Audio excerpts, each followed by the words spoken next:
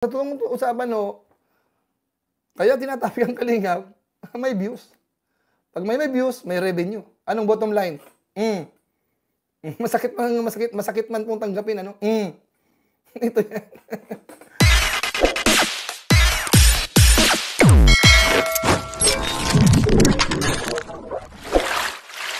So ayan mga kalinga pa, sa unahan po ng ating video ngayong araw na ito nakita po ninyo yung naging reaction po ni July Paunil. Okay, isa po sa mga institusyon po ng Kalingap, nakakatuwa po ha. Ako po ay natutuwa doon sa kanyang reaction tungkol po sa pagko-content di umano ng ating mga kalaban dito sa YouTube. At ito nga po yung tinatawag natin mga anti-kalingap. Hindi nila mabitaw-bitawan o hindi po niya nagagawang mag-content ng sarili po nila dahil at nakiki-content po sa kalingap dahil po sa views. At syempre kapag may views, may revenue at yun daw po ay real talk, sabi po ni Mr. July Paunil. So yan po yung paksa ng ating video ngayong araw na ito mga kalingap. Pero tayo muna po ay babati sa ama at founder po ng Kalingap, Kuya Bal Santos Matubang, at tangkilikin po natin Ate Edna Vlog, Kalingap Rob, Kalingap Dan. At syempre, kung bagong silip lang po kayo sa munting channel na ito, sana po ay inyo rin pong tangkilikin sa pamamagitan po ng inyong pagbibigay ng like, share, and subscribe. At tuloy pindutin na rin po ang notification bell at nang sa ganon, tayo pa rin po ay magkita-kita at magsama-sama sa susunod pa pong mga reaction videos na ating gagawin. Likewise, may galaw shout out sa ating mga kasamahan po dyan sa Karepa, Kalingap Reactor Partners, sa pamumuno po yan ng ating presidente, Javier De Leon, aka Birador. Okay, so sa ating pagpapatuloy ay nakalagay po sa ating thumbnail ay ito yung hamon po ni July Paunil sa mga kumakalaban sa Kalingap. At ito po yung mga tinaguriang anti-Kalingap, particularly kay Reyna's community na siya pong sumilip. Siya po yung sumilip doon sa naging live po ni July Paunil at matapang po siyang nagbigay po ng kanya pong saloobin tungkol po doon sa mga ikinagagalit po nila, ikinatatampo nila kung bakit daw po sila po ay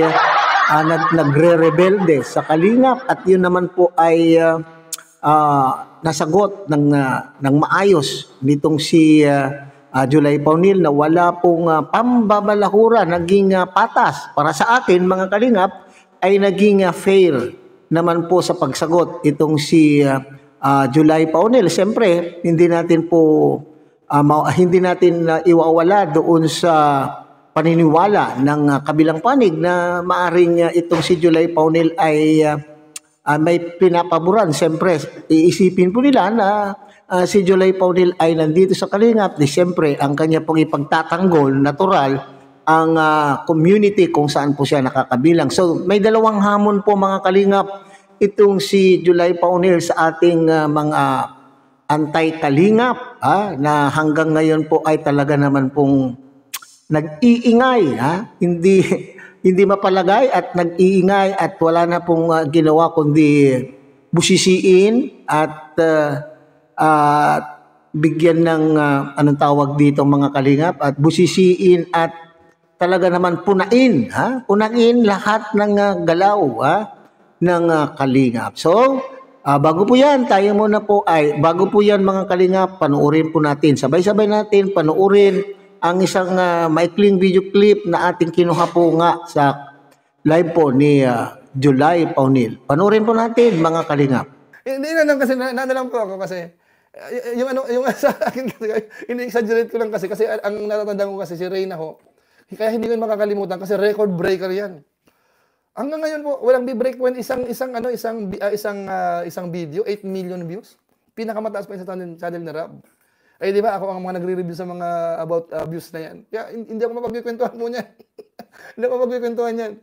Kaya si Reyna ho, pagka sinasabi na binalahura ng reactor, minsan na ako doon, paano ba balahurain? Love nga namin yan si Reyna Binawi lang nung nanay yan Ano po, ano lang yan kung tutusin Kasi Ang kalagayan po na rin, ito po yung tao na, kung halimbawa, naawa kay Biancy, naawa kay, kay Carla, mga angels natin.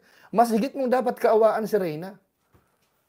Diba ho? Alam niyo ang ibig mong sabihin ng aawayan po natin. Kaya, kung ang pag-uusap po viral, isa si Reyna ho sa mga naging viral din po ng Kalingap. Hindi lang sa viral ngayon, kasi iba nang nag-handle. Si Reyna, viral yan dito sa Kalingap. Pero once na lumabas yan sa Kalingap, hindi magbabiral yan. Kaya nga si Rowiname, di ba si Rowiname? Tingnan nyo ang content ni Rowiname. Hindi na kay Reyna eh. Mahina na kasi yung views eh. Sino ang content niya una? Kuya Bal muna. O, lahat ng mga reactor na yung ilan. Topic na ng Kalingap. May views yata ito. Ganun nga ginagawa ng ilan eh. Ayaw lang matanggap, nagmamalinis. Nagmamalinis. Pero sa tuwang usapan, kaya tinatapik ang Kalingap, may views. Pag may views, may revenue. Anong bottom line? Masakit man pong tanggapin, Ito yan. So, ang lang po kasi diyan, kung halimbawa, kasi ang dating kasi ngayon, nagkaroon na ng girian. So, ang pinaka-the best niya diyan, magkanya-kanya na lang. Kasi ang naman po, ang Kalingap, kayang-kaya naming pakiusapan yan eh. Wag niyo lang i-content muna yan, magkanya-kanya tayo. So, ito, ngayong araw, pumayag lang kayo. Pumayag lang kayo, Reyna's Community, sabihin mo sa mga amuhan mo dyan.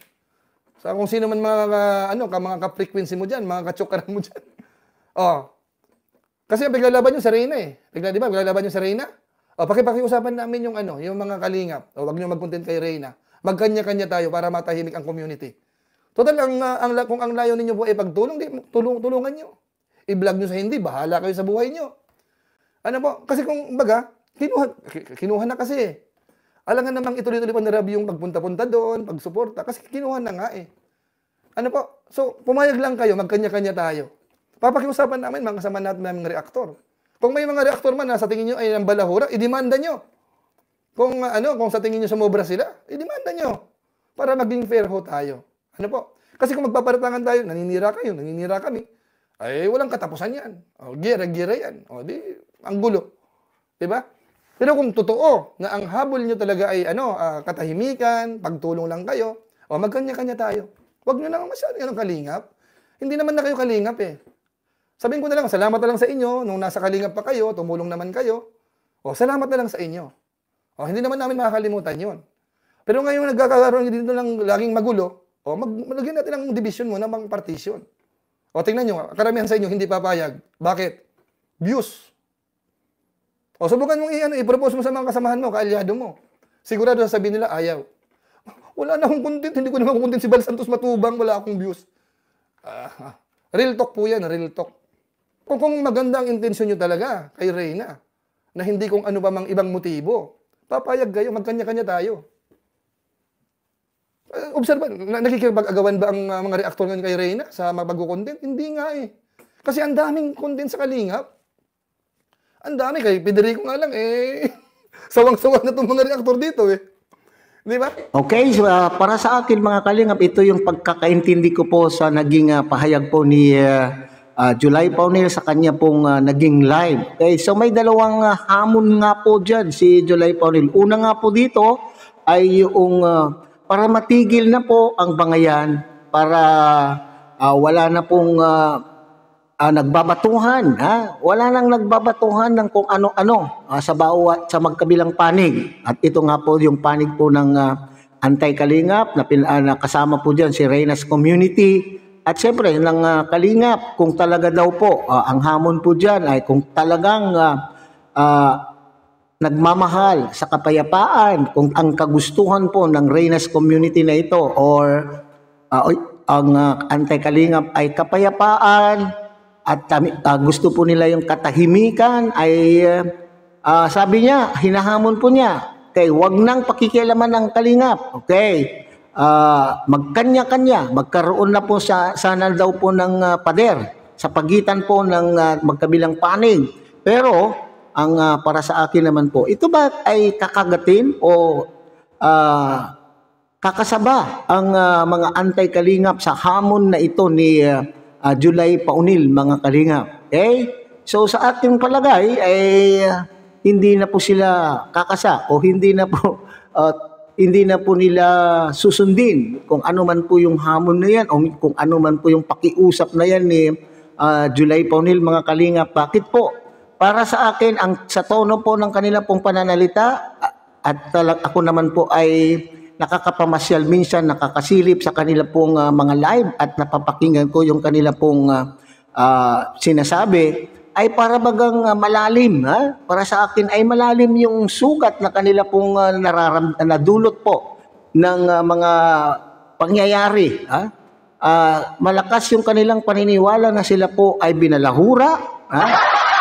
Sila daw po ay binalahura at sinaktan po ng mga reactors ng kalingap. Okay? So, hindi mangyayari, sabi po ni July Paunil, mga kalingap, dahil nawili na. Nawili na po itong mga antay na ito na i-content ang kalingap. Kasi sa aking pagkakaintindi, sabi po nila, nariyan po sila, existing sila dahil gusto nila pong ipagtanggol itong si Reyna na walang kamalay-malay, na walang kinalaman dito po sa mga bangayan po ng magkabilang panig. Hindi po ba?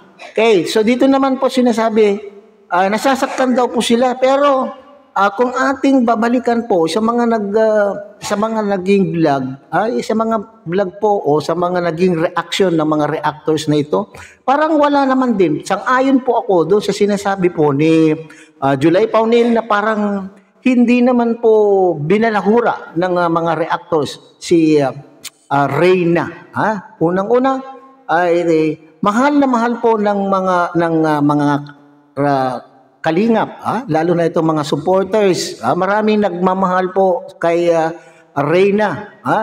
Ultimong mga reactors, mga kalingap partners, kalingap solid supporters, ay mahal itong si Reyna, lalo na po at nasundan po nila yung kanya pong naging kwento. So marami pong sumuporta din po at naging viral nga po, naging trending. Yan po yung sinasabi.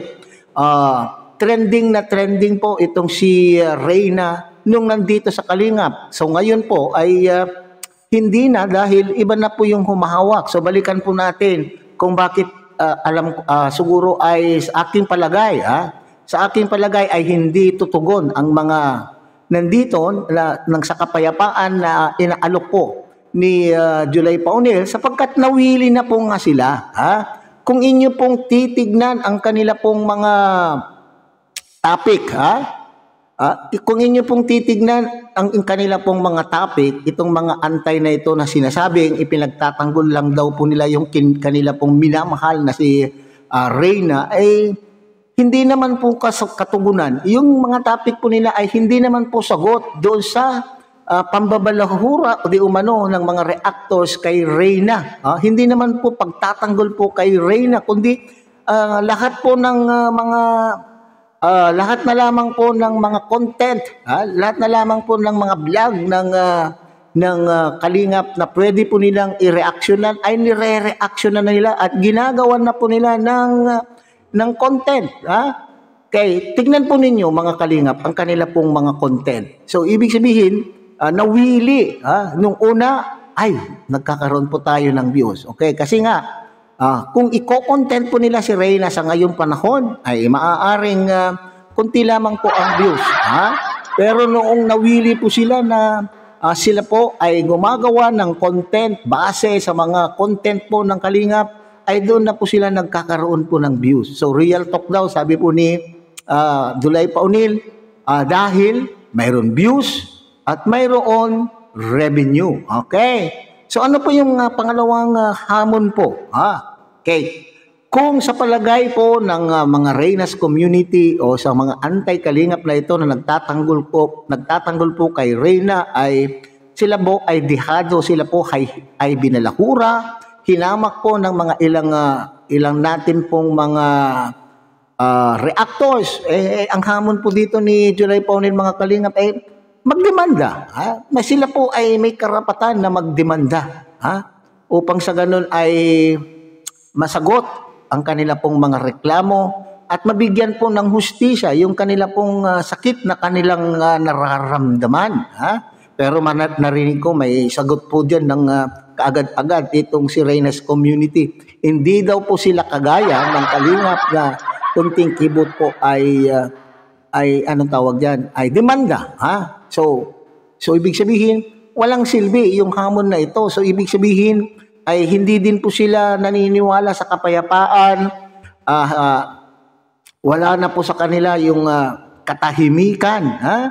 So kasi tuloy-tuloy pa rin po ang kanila pong pagtutuligsa at pagbibigay ng content sa mga content na ginagawa po ng kalingap. Hindi na po yung purpose na sila po ay nagtatanggol po kay ang sa kanila pong iniidolo na si Reyna. Napansin niyo po yan mga kalingap ha? So, sa hindi nila pagkalima, so aasahan po natin mga kalingap na hahaba pa. Ha? Yung sinasabi po ni July Paunil na bigyan na po ng pader upang sa ganun, kanya-kanya na po.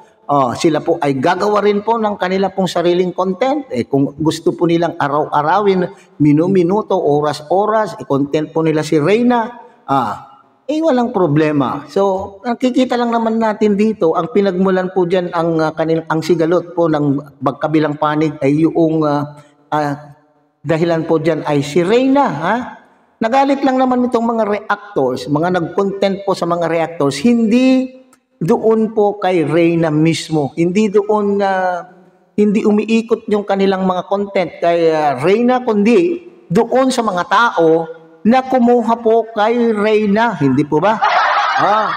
Yung pinapaniwalaan natin ng mga sinasabing, okay, ito yung salita po nila ng mga winakwak, mga wakwak ni Reyna. Hindi naman po itong si Reyna ang kanila pong binabalakura, kundi itong mga tao na nasa likod ng pagkuha. Kasi naniniwala yung mga supporters ng Kalingap na nasa magandang kalagayan, nasa magandang sitwasyon si Reyna nung nandito sa Kalingap at minahal po yan ng lahat ng mga partners, ng mga supporters. Pero yun po yung simula po yan, yung pagwakwak. Okay? Kung totoo po yan wakwak, kasi sinasabi po nila, paano namin, kasagutan po dyan mga Kalingap, ang komento po nila, paano namin wakwakin ang isang Reyna, kinuha nga po ng kanyang ina. Kasi ang paniwala po ng iba, na napanood po natin sa mga previous vlog, ay sinasabi, itong nanay po ni Reyna ay nasulusulan ng mga wakwak na ito. So, yan na. So, kung kayo po ay nagmamahal, kung kagustuhan po ninyo ang kapayapaan, sabi nga, go. Tanggapin ang hamon at magkanya-kanya at nang sa ganon, maiwasan na po yung tinatawag natin na batuhan ng kung ano-ano man maaanghang na mga salita. Okay? So hanggang dyan na lang muna tayo mga Kalingap. Muli, tangkilikin po natin Kuya Bal Santos Matubang, Ate Edna Vlog, Kalingap Rob, Kalingap Dan, at syempre, sana po ay inyo rin pong tangkilikin ang munting channel na ito sa pamamagitan po ng inyong pagbibigay ng like, share, and subscribe. Ay tuloy, pindutin na rin po ang notification bell at nang sa ganon, tayo pa rin po ay magkita-kita at magsama-sama sa susunod pa pong mga reaction videos na ating gagawin. Muli isang mapagpalang umaga, tanghali, gabi po sa inyo lahat. Mabuhay po kayo at God bless everyone.